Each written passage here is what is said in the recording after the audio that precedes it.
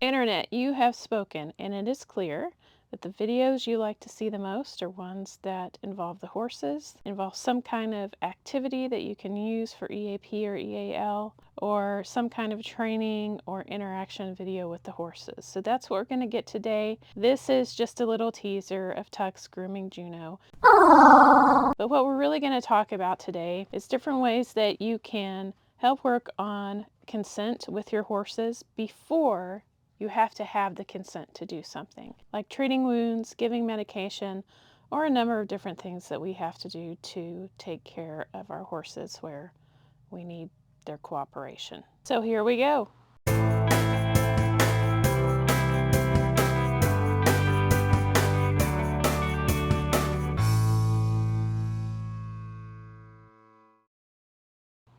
This is Jetta, and I've been having to treat Jetta's right eye for the last couple of weeks. She has a little scratch on it. And this is Iris. You may remember her as one of the stars from a previous video that we did. And today, while I was treating Jetta, Iris was very curious and watched the whole process. And so since she was curious, I saw this as a great opportunity to start talking to her about this medication in case she ever needs to have it in her eye. So you can see I present it to her, and I'm asking her to engage with it. So me putting it out like you see here is me asking her to engage with it. She sticks her nose out willingly and freely, and she engages with it. And then I quit asking her. That's why I stepped back, so I could show you with the camera very clearly that I had quit asking her. So I moved to a different angle and asked her about it in a different way. Then I asked her about it touching her face, along with my hand. And you'll see my hand, and it goes around her eye. And she starts to move her head away, so I pause and back up to take in more information about maybe why she moved her head away. Okay, so I know it's a very short pause here in the video, but I want to give you an idea of what's going through my mind during this pause. First, I'm asking myself questions. Why did she move her head away? And I'm taking in information to kind of try to make a best determination from her communication to me why she moved her head away. Was it because of my hand being near her eye? Because of the tube of medicine being near her eye? Was that too uncomfortable for her? Did my intention shift from just touching her with the medication when I got near her eye to, like, I want to put this in your eye someday? And did that change the way that she reacted to it? Or was there some other cues from the environment that caused her to move her head away? So I know it seems like a very short pause for all of those questions to be going through my mind, but those are the things I'm looking for, and those are the questions I'm asking myself in that few seconds. So let's go back to the video and see what we can figure out. Okay, so I'm slowing it down, and you'll see my hand and the medicine is touching above her eye. Now, normally she's fine with this. She seems okay. She starts to move her head away towards Jetta, and Jetta keeps coming closer. And she moves her head away more when my hand's on her cheek, and her head's moving towards Jetta, and her face is kind of tight as Jetta comes closer. Now, one thing I know about Iris, because this has happened hundreds, if not thousands of times, is that when we're having these conversations with her and another horse comes by too close, she will tense up, sometimes pinning her ears, even sometimes biting them. So this is information I'm also considering here. And I think that's what happened here, especially when you see that she comes right back to engage with the medicine again. But then she goes back to looking at the ground, kind of curious about what Cash might be eating there. And I think that maybe she's done with this. So I put the phone away and start walking back to the barn to put the medicine away. Okay, so at this point, some of you may be wondering why I didn't push and continue pursuing a conversation about this eye medicine, because what if she scratches her eye tomorrow and we never got to a point where she said it was okay for me to put eye medicine in her eye, or I got her to stand still and let me pretend to put stuff in her eye. And the reason I didn't is because, one, not every interaction and conversation has to be a lesson. And I think that's really important in the way that we engage with our equines. And I see this play out a lot in therapy, especially between parents and children, that a lot of the ways that we can prepare our equines, our pets, our children, or any relationship that we have to have difficult conversations is to have light conversations about things that could be difficult in very short bursts that don't have to end in some lesson being learned or some discipline being taught or some major insight or some kind of, deep, wonderful, enlightening awakening happening. When we can interact with our horses this way, when we do have to have very serious conversations that have to end in some sort of lesson, it's much easier because the horses have enjoyed having conversations with us because they've had lots and lots and lots of experiences where when we have those conversations, they don't all have to end up in you teaching me some lesson. And two, remember, Iris initiated this conversation.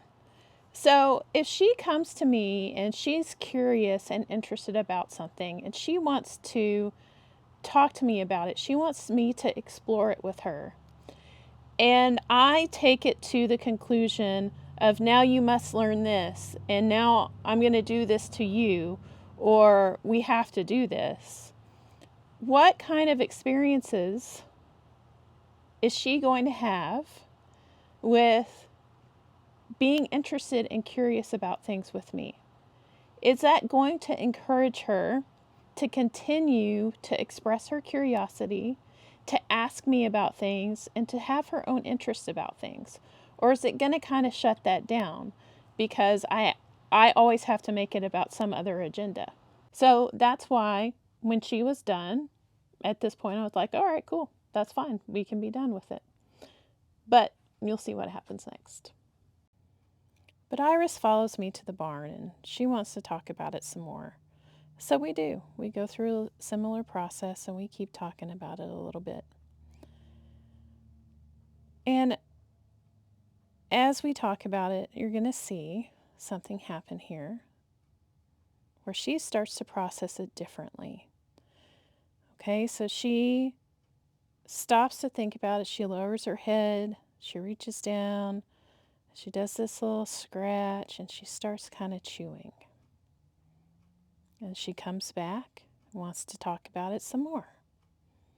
So there's a lot of debate often in the equine world about what this chewing motion means with horses when we're interacting with them. And I'm not going to get into like all the specifics and details about all of that. If you want to look up research on that, you can do that. There's a lot of really interesting research about it and about different chemical releases in the brain, serotonin and dopamine and oxytocin, all sorts of stuff like that.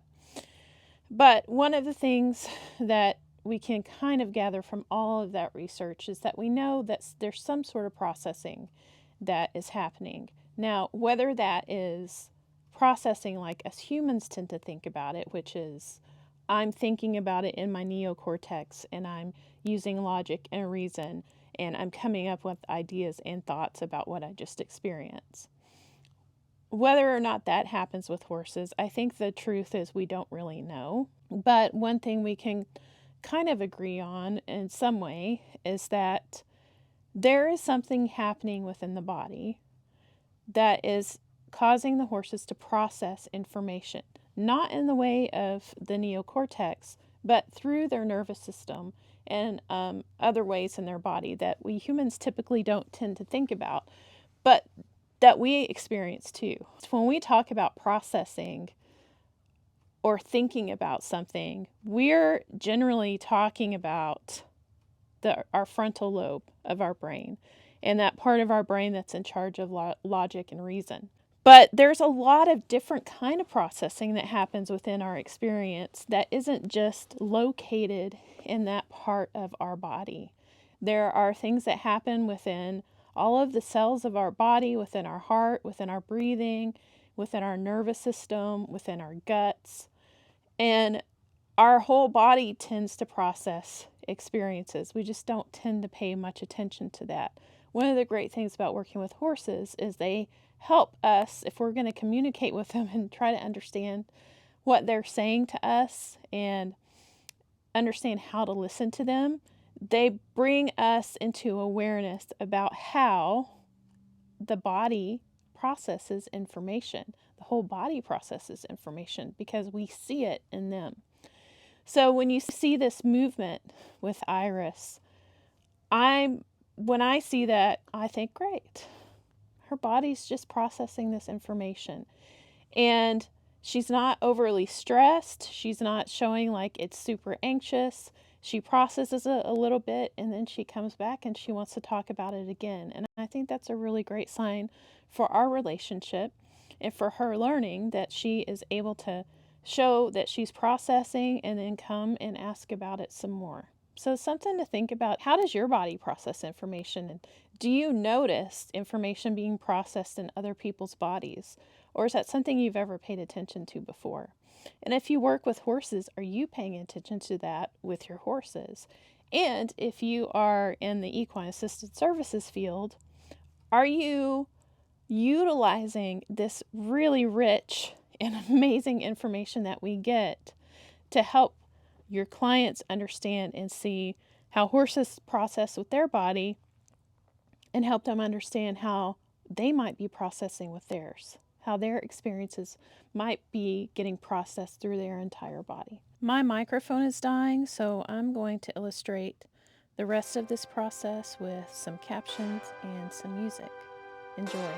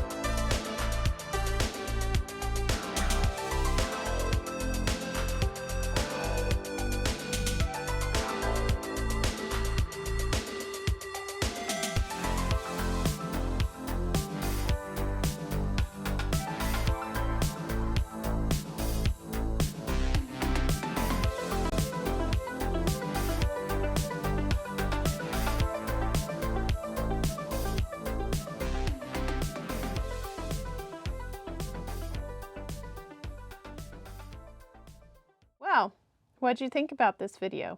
Isn't Iris lovely? Please leave any comments or questions you have about this in the comment section below. We love to discuss this kind of stuff with others. And if you like the video, then give us a thumbs up. Consider subscribing if you haven't already. And maybe share it with someone who you think might find it interesting or maybe helpful.